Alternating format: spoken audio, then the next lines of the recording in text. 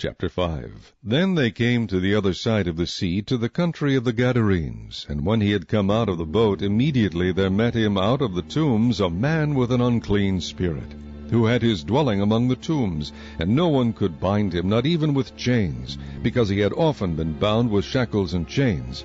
And the chains had been pulled apart by him, and the shackles broken in pieces, neither could anyone tame him. And always, night and day, he was in the mountains, and in the tombs, crying out, and cutting himself with stones. When he saw Jesus from afar, he ran and worshipped him.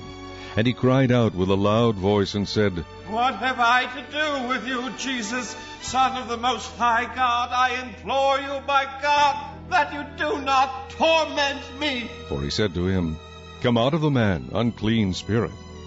Then he asked him, What is your name? And he answered, saying, My name is Legion, for we are many. Also he begged him earnestly that he would not send them out of the country. Now a large herd of swine was feeding there near the mountains. So all the demons begged him, saying, Send us to the swine, that we may enter them.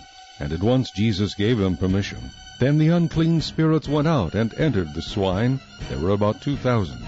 And the herd ran violently down the steep place into the sea, and drowned in the sea.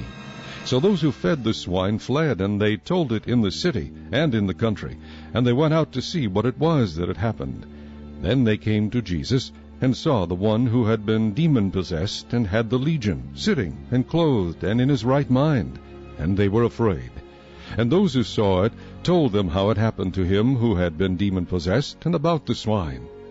Then they began to plead with him to depart from their region. And when he got into the boat, he who had been demon-possessed begged him that he might be with him. However, Jesus did not permit him, but said to him, Go home to your friends, and tell them what great things the Lord has done for you, and how he has had compassion on you. And he departed and began to proclaim in Decapolis all that Jesus had done for him, and all marveled. Now when Jesus had crossed over again by boat to the other side, a great multitude gathered to him, and he was by the sea. And behold, one of the rulers of the synagogue came, Jairus by name, and when he saw him, he fell at his feet, and begged him earnestly, saying, My little daughter lies at the point of death. Come and lay your hands on her, that she may be healed, and she will live. So Jesus went with him, and a great multitude followed him and thronged him. Now a certain woman had a flow of blood for 12 years, and had suffered many things from many physicians. She had spent all that she had, and was no better, but rather grew worse. When she heard about Jesus, she came behind him in the crowd, and touched his garment. For she said, If only I may touch his clothes, I shall be made well. Immediately the fountain of her blood was dried up, and she felt in her body that she was healed of the affliction. And Jesus, immediately knowing in himself that power had gone out of him, turned around in the crowd and said, Who touched my clothes? But his disciples said to him, You see the multitude thronging you, and you say, Who touched me? And he looked around to see her who had done this thing. But the woman, fearing and trembling, knowing what had happened to her, came and fell down before him, and told him the whole truth.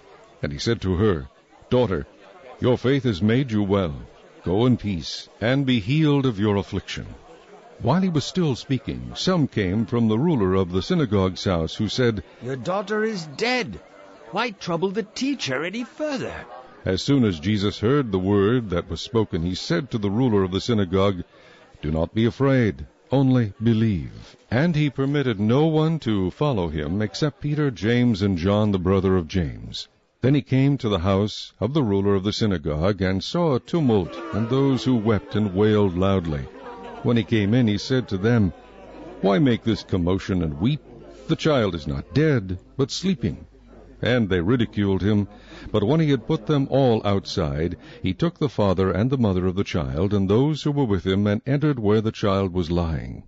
Then he took the child by the hand, and said to her, Talitha cumi, which is translated, Little girl, I say to you, arise. Immediately the girl arose and walked, for she was 12 years of age, and they were overcome with great amazement. But he commanded them strictly that no one should know it, and said that something should be given her to eat.